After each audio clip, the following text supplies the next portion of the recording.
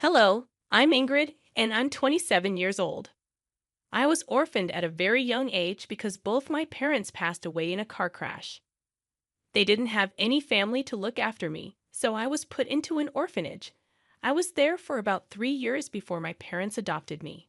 My adoptive parents turned out to be these billionaires, so I had a pretty rich and fulfilling life after that.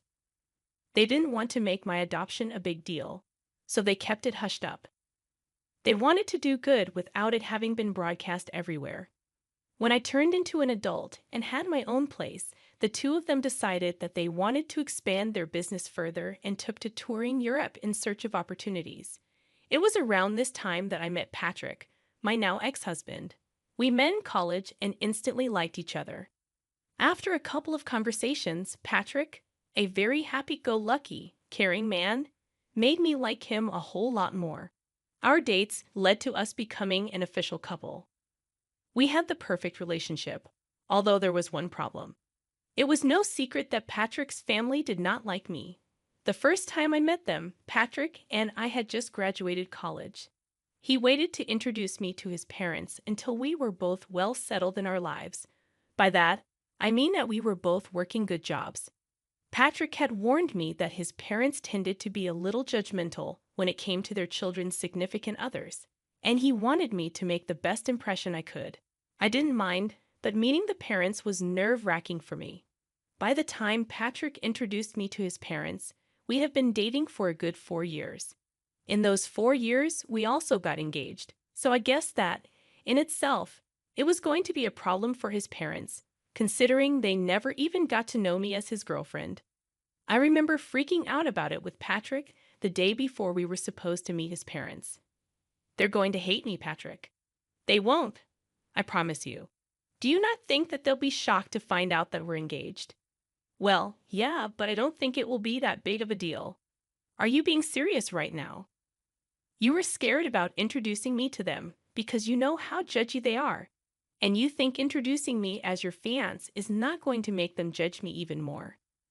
"Look, even if they do, will what they say really matter?" "It won't to me, but I don't know about you. You always seem so careful about them." "I promise you that it won't affect or matter to me at all, Ingrid." "All right, if you say so. But do you think maybe we should just not tell them we're engaged, and then, like a month or so later, we should tell them?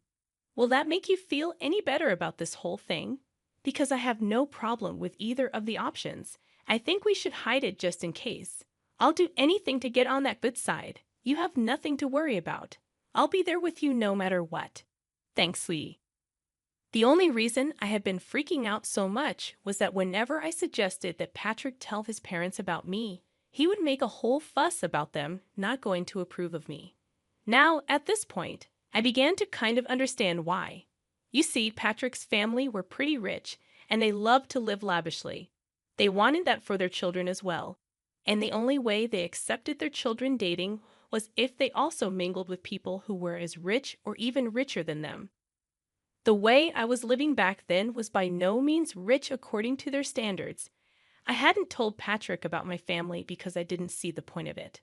Plus, by the time I figured out why he was so adamant about not letting me introduce myself to his parents, I felt like it was even more unnecessary for them to know just who my father was. I wanted them to like me for me and not for my money. I naively believed that they would like me that way, but oh boy was I wrong. We decided to meet Patrick's parents at a fine dining restaurant. At that time, Patrick held my hand as we walked in. I wore my engagement ring on my necklace because I wanted to keep it on me without actually drawing any attention to it. When we got to our table, his parents already looked upset. Patrick told me to expect that because they were big sticklers about time. When we had arrived exactly 2 minutes late, well, we were already off to a bad start. His parents gave me a once-over and twisted their faces into disgust. They proceeded to ignore me for a little while as they made conversation with Patrick. I will admit I felt really small in their eyes. The longer they ignored my presence, the stronger my urge grew to leave. I kept my head down for the most part until finally, Patrick drew his parents' attention towards me. "Mom, Dad, you can't just keep talking to me here. This is my wonderful girlfriend, Ingrid. Oh, hello. It's a pleasure to meet both of you. Hi, I wish I could say the same. Mom? What? I'm only speaking the truth. So, Ingrid, I heard you and Patrick met in college. Is that right? Yes, we did. We happened to share some classes together. Ah, and how did you manage to attend this college? From what I know, the tuition is pretty high, and it's a pretty hard place to get into. Dad, that is enough, Patrick. You will not speak to your father that way. He's asking a very valid question, Ingrid. Please answer him. Well, I got a full ride there. I'm super grateful I got to go there because not only did I get to learn a lot of things, but I also got to meet Patrick, which has been one of the best things that has happened to me. Of course, it's one of the best things that's happened to you. He's loaded, and you need that kind of money. At least you have some brains because your looks aren't all that good. You know what? That's enough. We're leaving. Come on, Ingrid. Patrick grabbed my hand, and we walked out. I was in shock at the way that his parents had treated me. I couldn't believe that people could be so mean so openly and to the person's face. I was in too much shock to even feel anything. The car ride back home was silent because Patrick was fuming. When we reached home, Patrick made it a point to make sure that I was doing okay. But truthfully, at the moment, I really did not know how to feel. I had dressed up nicely and made sure that I sat properly as well. I didn't order anything expensive, but somehow, without me even saying a word, Paula and Marley made their judgment about me. Patrick didn't speak to his parents for a while after that. They texted him and told him that we had been very disrespectful by walking out on them during lunch. Patrick didn't respond to that and only texted them about a month later to tell them that he had gotten engaged. His parents weren't too happy about it, but Patrick threatened them with no contact if they said or did anything against me. They offered to pay for our wedding on the condition that they got to make all the decisions regarding it. Obviously, neither Patrick nor I wanted that, so we decided to do the next best thing, elope. My parents were in Europe, and they knew about me eloping. They were just happy that I was happy. And they did send Patrick and me a gift. Patrick did raise his brows at how they sent us a pretty expensive painting as a gift. But I just brushed it off as them having enough money to spend it on that. After getting married, we next met Paula and Marley at a party that they had hosted. They invited us to celebrate their anniversary. Truth be told, I was actually pretty happy that they had invited me despite the dislike they held for me. When we got there, I was ignored by everyone. If you think being ignored by 2 people was embarrassing, being ignored by about 30 people was even worse. I hung by Patrick's side for the most part, but nobody even tried to talk to me. If I ever did try to speak and make conversation, people would just either look me up and down and walk away, or they would continue talking to Patrick as if I never said anything. By the end of the night, I was in tears. I was humiliated and downright disgusted by the behavior that everyone was showing. The crowd had asked Paula and Marley to make a speech at the end of the night, and they got up to make one.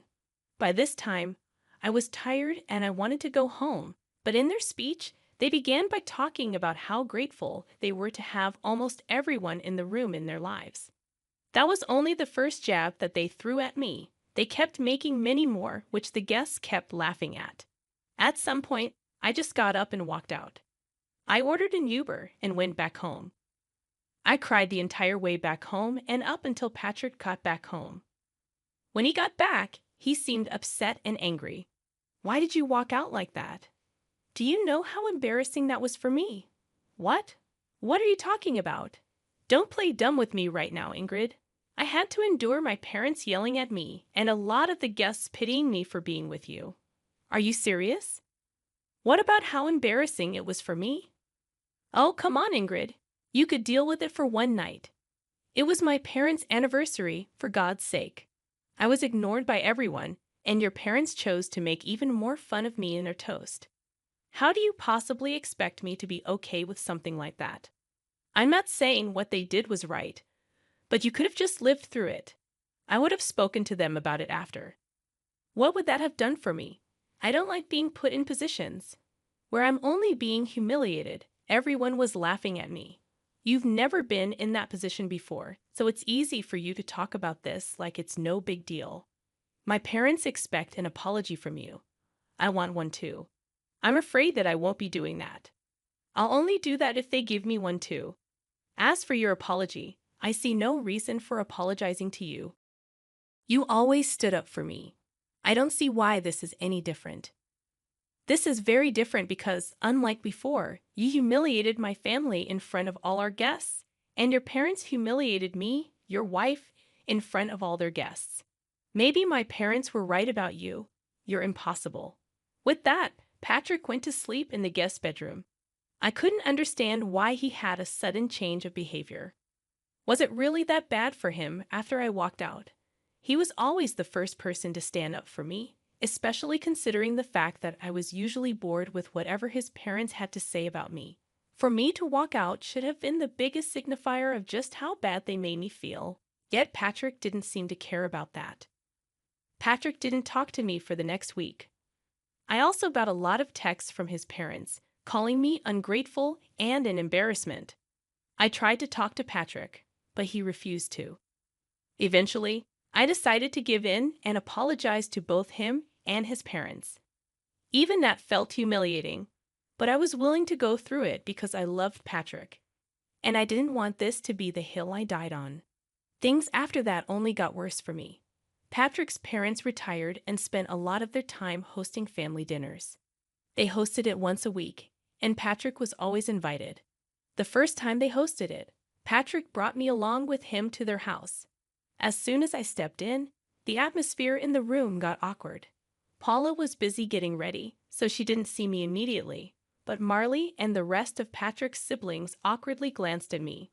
They didn't talk to me, and Patrick left me to stand by myself while he caught up with the rest of his family. When Paula came downstairs, she saw me and practically flew over to me in rage. "What are you doing here?" "Excuse me?" "No, I will not excuse you. What are you doing in my house right now?" "Well, you invited us for dinner." "Wrong. I invited Patrick because it's a family dinner. I'm Patrick's wife, so I'm a part of this family, am I not?" "Absolutely not. An orphan like you deserves no space in this family." "What? You thought you could hide the detail from us. We do background checks on our children's spouses, and you are not in my son's league whatsoever. I will never accept you here." "Why not?" "That can't be the only thing that determines whether I get to be a part of your family. You're ugly and poor. You'd never fit into our elite circles. I never want to see you again." "Why are you being so superficial? Are you scared that I'll damage your reputation just by existing? Does the fact that I bring your son happiness not satisfy you? If happiness brought in money, a lot of people would be billionaires. This is exactly why you'd never fit in with us. Or maybe I'll just never be as superficial as the rest of you because I value who a person actually is. You never even took the chance to get to know me before casting your judgments on me." "I'm glad I don't fit in with you, Ingrid. That's enough. Here's some money. Get yourself an Uber and leave." I stared at Patrick in shock as he held out the money. He shoved the money in my hands and turned back around towards his mother. She smirked at me. I felt tears spring into my eyes as I turned back around and walked out. I was once again crying in the Uber. I didn't understand why Patrick had changed so drastically. Was this his way of making up to his parents after the party? Whatever it was, I was hurt and angry at him. He was okay with his parents using my past as an insult and defending them instead of me, like he usually did. I wanted to yell and scream, but I knew that would only project a worse image of me and prove them right, which is why I walked away. I tried to think if anything I said was out of line, but I really did not see anything wrong. I was merely standing up for myself, calmly might I add. After Patrick came back home, he went back to not talking to me. My heart was breaking, and I felt so alone. I knew that he expected another apology, but I couldn't bring myself to do it like the last time. Paula had blatantly insulted me in the worst way, and Patrick was angry at me for it. If anything, I expected an apology from him. For the next 2 weeks, Patrick and I didn't speak to each other. It was hard at first, but I got used to it. Eventually, the dinners his family hosted still happened, and about once a week, I was all alone at home, which I truthfully did not mind. On one of those nights, my parents video called me. Hey, honey. Hey, sweetie. How's it going? Hey, Dad. Hey, Mom. Things are not good. Why? What's wrong, sweetie? If you need help with anything, feel free to ask us. I don't think this is something you guys would be able to help me out with, but thanks for the offer. Where's Patrick? Is he not helping? That's the thing. He's part of the problem. Huh? Sweetie, could you be a little more clear about what the problem is? Well, his parents are pretty wealthy and also very snobby. Oh, I hate those kinds of people. Tell me about it. Anyways, they thought that I was some poor girl who could never live up to their standards and fit into their elite circles. So they took it upon themselves to humiliate me every time that I met them. What the hell? Oh yeah, and the last time I went over, Patrick's mom decided calling me an orphan was a good insult. Oh, that woman. I'm going to claw her face off. How dare she call my precious child an orphan? Do they not know about us? And what the hell has Patrick been doing in all this? I didn't tell them about you guys because I knew that their opinion of me would change if they knew. And I wanted them to like me for who I was and not for my wealth. As for Patrick, he's siding with them. He thinks that I was disrespectful when I stood up for myself. Honey, are you sure this is the man you want to be with? I love him a lot, but this is not how I want it to be. We haven't been speaking to each other for the last 2 weeks, and I'm surprisingly okay with that. All right, sweetie.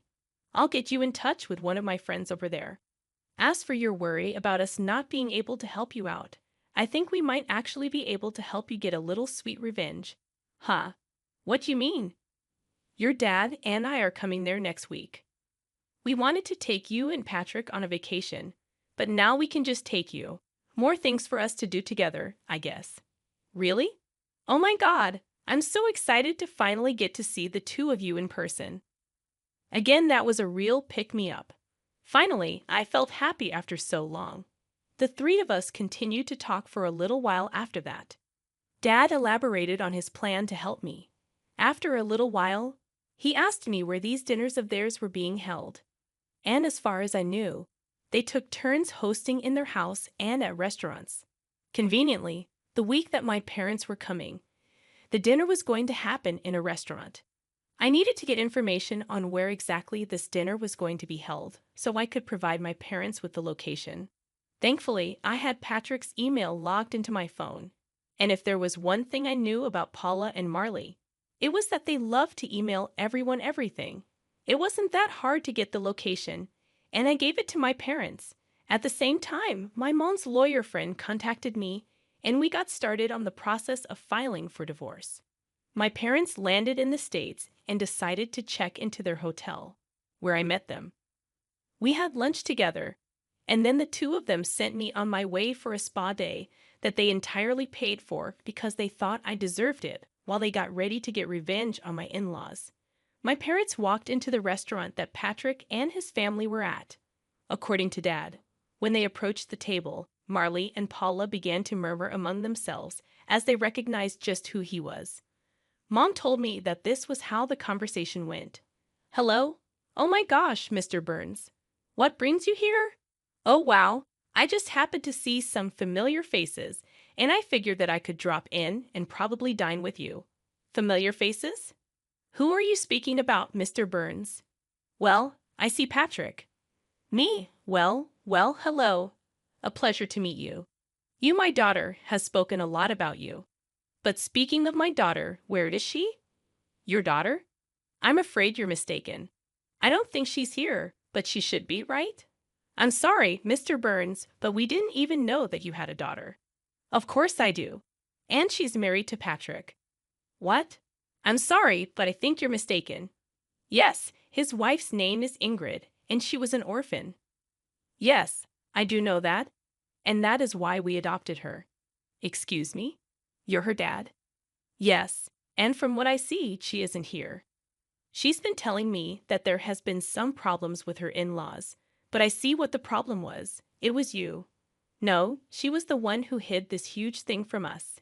If we knew, you would have treated her better.